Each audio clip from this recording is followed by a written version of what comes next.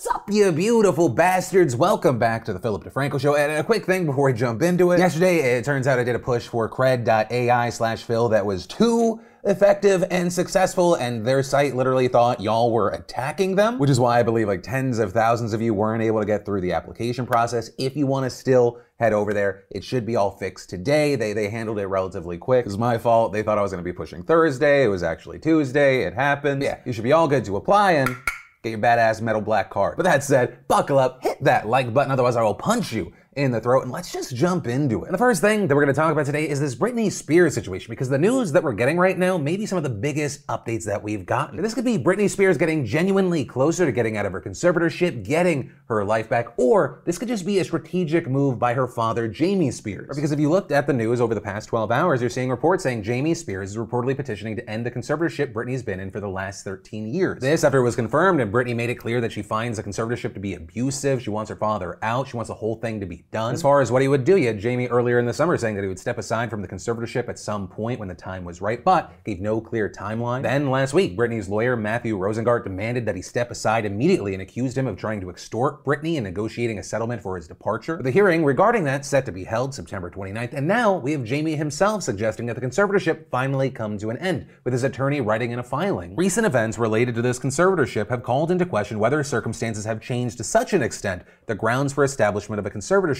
may no longer exist. And adding, as Mr. Spears has said again and again, all he wants is what is best for his daughter. If Miss Spears wants to terminate the conservatorship and believes that she can handle her own life, Mr. Spears believes that she should get that chance. And this, of course, is a potentially huge moment for Britney and the Free Britney movement, but of course there are still more steps to come. Rosengart making it extremely clear that he wants to investigate Jamie Spears over potential misconduct, also doubling down on that statement, celebrating in recent news, saying, having exposed his misconduct and improper plan to hold his daughter hostage by trying to extract a multi-million-dollar settlement, Mr. Spears has now effectively surrendered. To the extent Mr. Spears believes he can try to avoid accountability and justice, including sitting for a sworn deposition and answering other discovery under oath, he is incorrect, and our investigation into financial mismanagement and other issues will continue. With Rosengart also slamming Jamie's team for allegedly inappropriately leaking the petition to the media before it was served on council. There's also been tons of speculation as to why Jamie is making the choice to end this, especially since he asked to end it without a medical evaluation, and according to TMZ here, he's calling their bluff. Multiple sources say Jamie believes Britney has not gotten better, he thinks she's gotten worse. With that report continuing that Jamie doesn't actually want the conservatorship to end, especially not without an evaluation. But, quote, Jamie does not believe the judge would terminate the conservatorship without a mental evaluation, and he has said privately he's sure the evaluation would present an insurmountable case to maintain the conservatorship. So he would get what he wants, maintaining the conservatorship while also ending the lingering attacks targeting him. But a big thing that I want to note there is that is all speculation, right? We're gonna have to wait and see what actually happens, what develops, because honestly, for the most part, we're on the outside looking in. Is this Jamie Spears effectively just trying to avoid accountability? Is this some strategy to actually maintain his position? Yeah, we'll have to wait and see, but in the meantime, of course, I'd love to know your thoughts in those comments down below. Then, in what's going to easily be one of the most divisive topics in today's show, which is crazy because we're also talking about abortion today, let's talk about Joe Rogan. This was one of the most heavily requested stories today. So if you missed it, one of the biggest podcasters in the world last Wednesday announced that he was diagnosed with COVID-19 the Sunday before, and saying that once he found out, he threw a whole slew of medications at it, right? The whole kitchen sink. They're saying monoclonal antibodies, Z-Pak, prednisone, vitamin drips, and what has become the highlight for topic of conversation, ivermectin. And before we go further, I just want to say this is where people on both sides are getting me pissed off. I'm not saying it's an equal amount, but it's where I'm getting pissed off. When I first covered this story, I made a joke about monoclonal antibodies being the smart kid in the group project. Based off of all the good research right now, it appears that that is the thing that's helping people the most out of anything that was listed here. But to my friends on the left or vaccine supporters or however you identify,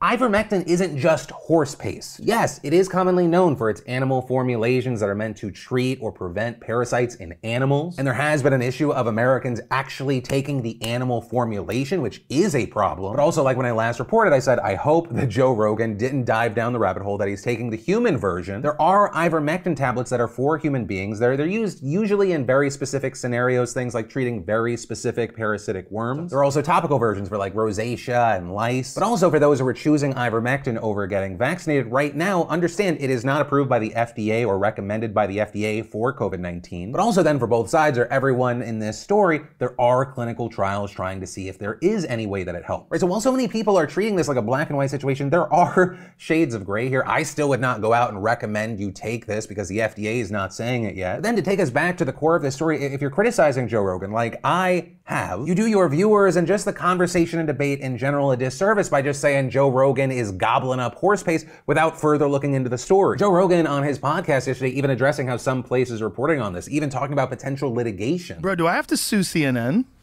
I don't know, do you? They're making shit up. They keep saying I'm taking horse dewormer. I literally got it from a doctor.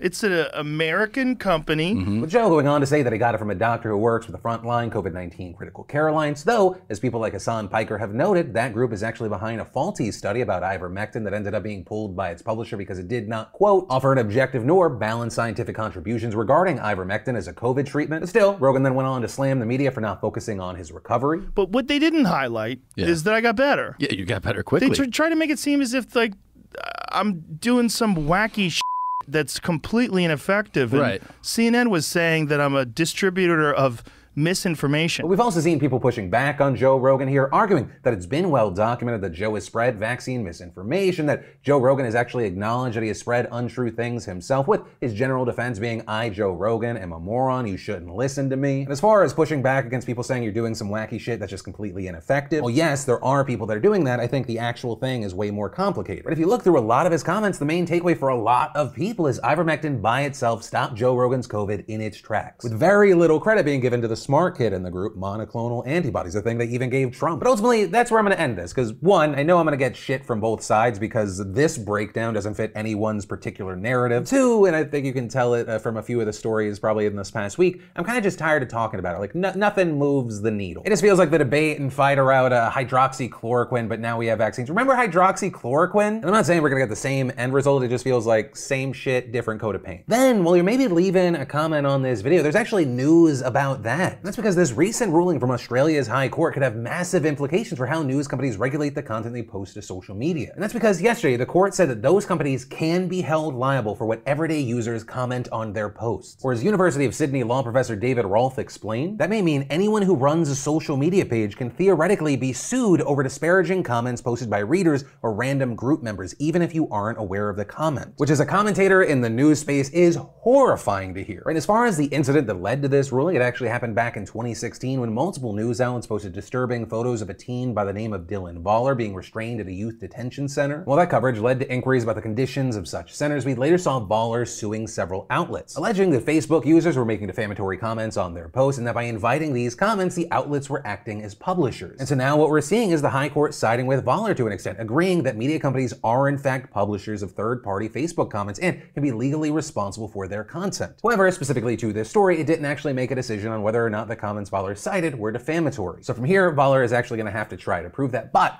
for now, it seems like outlets are going to have to make the tough decision on how to adapt to this new ruling. For example, one, you could carry on like normal at the risk of potentially getting sued. Two, they could moderate comments, though you could still possibly miss comments, get sued for that. It could also be incredibly time intensive depending on the number of comments. Or three, you could do the nuclear option, which is remove all comments. And on top of all of this, there are fears that this ruling could affect everyday users as well, since they could also, quote, be held liable as publishers where they post material to their Facebook pages and encourage engagement. So with this story, I want to know, does this ruling make sense to you? Do you see this as accountability online, or no? Is it wrong to, as a one Gizmodo writer put it, hold users responsible for the content of complete strangers? Personally, I'm shooting this over to my legal team to figure out what the hell we should do, if there are any international implications here, because I would hate to have to ban comments. So yeah, for a number of reasons, I'm going to be keeping my eyes on this story, and yeah, let me know what you think. But from that, I want to take a second to thank the fantastic sponsor of today's show, NordVPN.com/Phil. You know, if you're a longtime viewer, you know that I spent the last few years telling you about NordVPN and the many reasons why you should be using it. With NordVPN, all your internet data is protected behind a wall of next-generation encryption, and NordVPN servers are ultra fast, so there's no sacrificing speed for security. With Nord, you get both, right? As you beautiful bastards know from those bathroom shows, my family and I just recently took a vacation, and I mean, that's a fantastic example of where I use Nord. It's at the airport, definitely not taking a chance with my phone on a public server. The same goes from when I was making that show from the bathroom of the hotel. With Nord, I'm always protected. With their strict no logs policy, they don't track, collect, or share your private data. So make NordVPN a part of your online security plan. Head on over to NordVPN.com/Phil right now to get a huge huge discount on a 2-year plan. Plus, you get a bonus gift of 4 additional months free when you sign up today. And it's risk-free with Nord's 30-day money-back guarantee. So what are you waiting for? Go to nordvpn.com/Phil. Then let's definitely talk about Texas Governor Greg Abbott in the news. Right now getting a ton of backlash for defending the state's new law that bans abortions after 6 weeks, which of course is before many people even know that they're pregnant. And he's specifically being hit for his defense of the fact that it does not provide exceptions for rape or incest. With most of this stemming from a press conference yesterday where we saw Abbott respond to this reporter's question. Why force a rape or incest victim to carry a pregnancy to term? It doesn't require that at all because obviously it provides at least 6 weeks for a person to be able to get an abortion. And so for one, it doesn't provide that. That said, however, let's make something very clear. Rape is a crime, and Texas will work tirelessly to make sure that we eliminate all rapists from the streets of Texas by aggressively going out and arresting them and prosecuting them and getting them off the streets. And so unsurprisingly, Abbott was met with a ton of criticism, some people taking aim at the plenty of time comment. This, including the likes of Representative Alexandria Ocasio-Cortez, who called Abbott's comments disgusting in this now viral clip. I don't know if he is familiar with a menstruating person's body. In fact, I do know that he's not familiar with a woman, with a female or menstruating person's body, because if he did, he would know that you don't have 6 weeks. But in case no one has informed him before in his life, 6 weeks pregnant means 2 weeks late for your period. And 2 weeks late on your period for any person with a menstrual cycle can happen if you're stressed, if your diet changes, or for really no reason at all. And that was echoed by a lot of other people who pointed to a figure given by Planned Parenthood that found 85 to 90% of people who obtain abortions in Texas are at least 6 weeks into their pregnancy. Also with this, we had people taking aim at Abbott's claim that he was going to, quote, eliminate all rapists. Or people in general saying, what the fuck are you talking about? You're talking about prosecuting people after they commit rapes. Governor Abbott literally can't eliminate all of them unless, one, it turns out that all rapes have been perpetrated by Governor Abbott and he's decided to stop, which thank you. 2, Abbott in secret has developed a minority report program where they're able to find future crimes. Right, in general, we saw people piling on, pointing out how ignorant his remarks are. Because I mean, and it's a horrible stat. According to data from the Justice Department analyzed by the Rape, Abuse, and Incest National Network, just 1 out of every 3 rapes and sexual assaults are reported. And beyond that, out of every 1,000 assaults, just 50 lead to arrest and only 25 are incarcerated, meaning that more than 97% of people who commit assault walk free, which is also something else that AOC hit on. The majority of people who are raped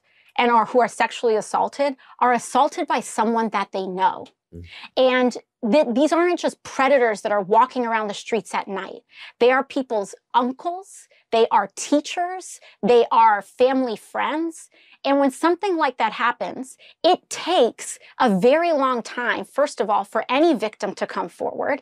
And second of all, when a victim comes forward, they don't necessarily want to bring their case into the carceral system. You know, I think that's one of the key things with this law. Yes, I know a lot of people have opinions that are black and white regarding abortion in general, a plain yes or a plain no. I think the fact that this Texas law so specifically abandons and even targets victims, I think that's why Abbott and supporters of this bill are maybe getting a lot more heat than they expected. And of course, the weaponization of your neighbors, the tip line, all that stuff. But with this story in general, I would love to know your thoughts. Do you think Abbott's defense here is valid, or no, he's talking out of his ass? Why not? Any and all thoughts, let me know. Also, in related international news, we should look to Mexico making abortion headlines this week as well, with Mexico's Supreme Court unanimously voting 10-0 to strike down a series of laws from Coahuila state that sought to effectively criminalize having an abortion with 3 years in prison. Justice Norma Pena Hernandez saying that, according to a secular state, the defense and autonomy of the privacy of women must be unconditional according to her life plan and presume that her decision is rational, deliberate, and autonomous, as well as the president of the court approaching the topic from a different angle, writing that the criminalization of abortion punishes the poorest women, the most marginalized, the forgotten, and most discriminated against in the country. It's a crime that in its nature punishes poverty. And in general, the ruling has been celebrated in Mexico as a major win for women's rights and means that abortions before 12 weeks cannot be criminalized. Though, of note, this may actually be a shallow victory because before the ruling, only 3 Mexican states and Mexico City explicitly allowed abortions. And while Tuesday's ruling does technically apply to the whole nation, it does require legal challenges in the remaining 28 states for them to go into effect locally, which will take time. Otherwise, it would require changes in state law by local legislatures, and that would actually be a huge